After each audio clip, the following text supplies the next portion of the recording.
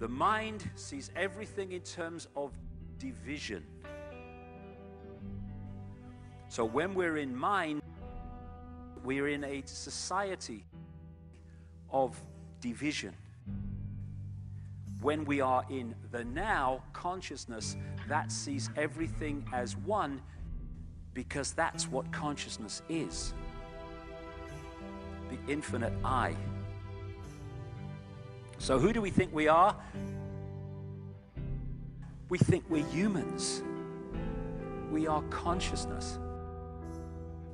And to perceive reality and live our lives from those two perspectives brings a dramatic difference in the way we see ourselves and life.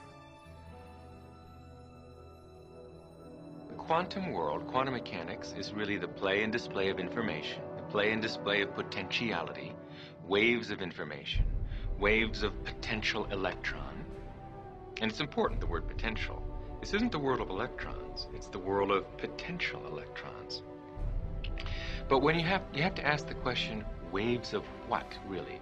What is the field that is waving? Is it the ocean? No, it's a universal ocean, an ocean of pure potentiality, an ocean of abstract potential existence. We call it the unified field, or superstring field. And that's what we're made of. So, as you said, the tighter physics have tried to grasp onto physical reality, to understand what it's really made of. What are the core building blocks of life, at the basis of it all? Life, the universe, slips through your fingers, and you come up with something that's increasingly abstract to come to the realm of pure abstraction. And that's what the unified field is. It's pure abstract potential, pure abstract being, pure abstract self-aware consciousness, which rises in waves of vibration to give rise to the particles, the people, everything we see in the vast universe.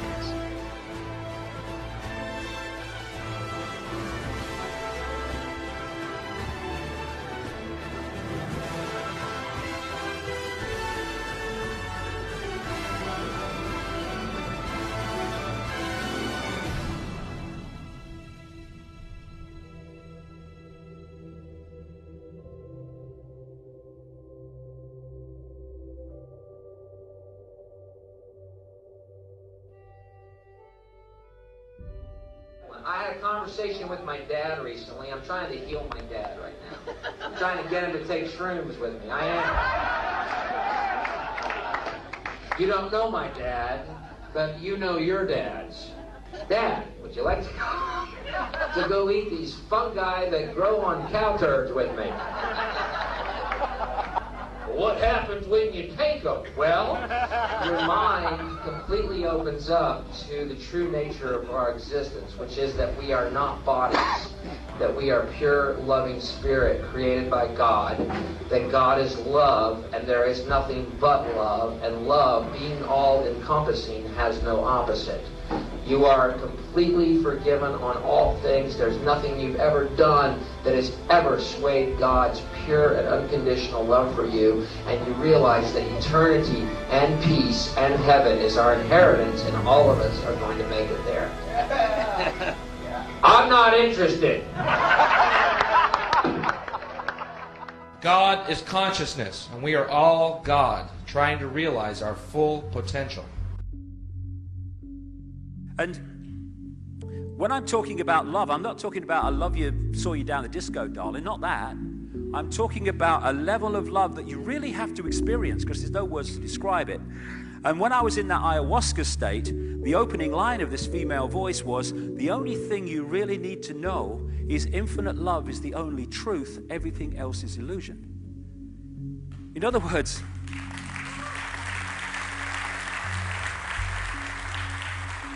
In other words, the existence of one infinite consciousness, that's the only truth. Everything else is illusion. It's the manifestation and manifestations of that consciousness in many and various ways. But the manifestations are the illusion. The consciousness is the base reality of everything. And one of the line from one of my books, love is not something you're in, it is something you are. That's the difference. Pope John Paul II said the worst prison will be a closed heart. I must say the irony of someone from the Roman Catholic Church saying that is not lost, but I do take the point. And the heart is the key. The key to opening that auric field so consciousness and mind start to work together. And my God, what a different world we'd live in if we went from that state that we're in now.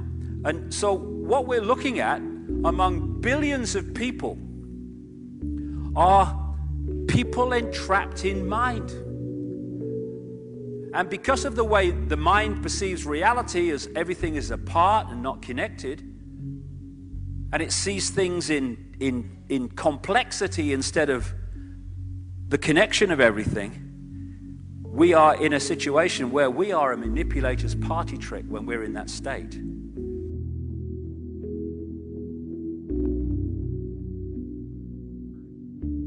Enlightenment, I thought, is it possible for human beings to gain enlightenment? And what is that? And is it possible to really get happiness going from within? Because we are always looking out for happiness. And we live in a world of change. Everything is always changing. And if you see this car that you love and you want this car, it's going to make you happy, you save up, or if you have the money, you get that car. And you brush your teeth looking at your car. It's so beautiful. It's so much happiness. And you drive it and keep it clean and you're going along. Then the time passes. And a year later, it's kind of dirty with some scratches and dents. 2 years later, you're driving down the road and you spot a car that you want. And this car starts crying because you don't want it anymore. True happiness grows from within. When you dive within and really dive all the way and experience that ocean of consciousness, which Dr. John Hagelin's science calls the unified field, oneness, unity, oneness and unity. It's so beautiful. And as he says, at that fundamental level, we are all one. We're one world family. We have to view life as an opportunity. What are you doing with it? Are you afraid of it? I mean, some people live their lives, apparently, what they are doing is arranging their deathbed scene. They want it to take place in a large baronial house with clipped green lawns, acres in surround. They want the room in which they die to be filled with fine art. They want their loving heirs to be dutifully assembled while they pass out the final wisdom. And they spend their entire life creating the dramatic scenario of their passage. And of course you have to work hard because you've got to make the money to buy that house. You have to sire all these children, educate them into your values so they won't be stabbing you in the back and misbehaving in this situation. You have to create loyalty, possession, power, all of these things. And then you won't die in a ditch, unknown and abandoned, you know. But on the other hand, what was the quality of that life, you know? History is turning into a white-knuckle ride, for sure. And without the faith in some kind of transcendental phase transition, I think there's a tendency to despair and to panic and to nihilism. And religion has failed. They can only conceive of phase transition as apocalypse, as Ragnarok, the twilight of the gods. That isn't what it is. We are closing distance with the first moments of true human civilization.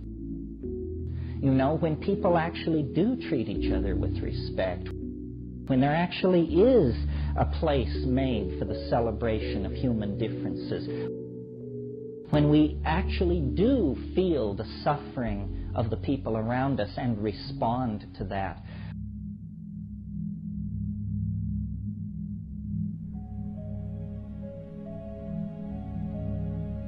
We are the power in everyone. We are the dance of the moon and the sun. We are the hope that will never hide. We are the turning of the tide. If we can turn the tide within ourselves, from freedom or to freedom, from fear, then we turn that tide outwardly in the planet. And all it is, like everything else, is a choice. A choice between fear and love.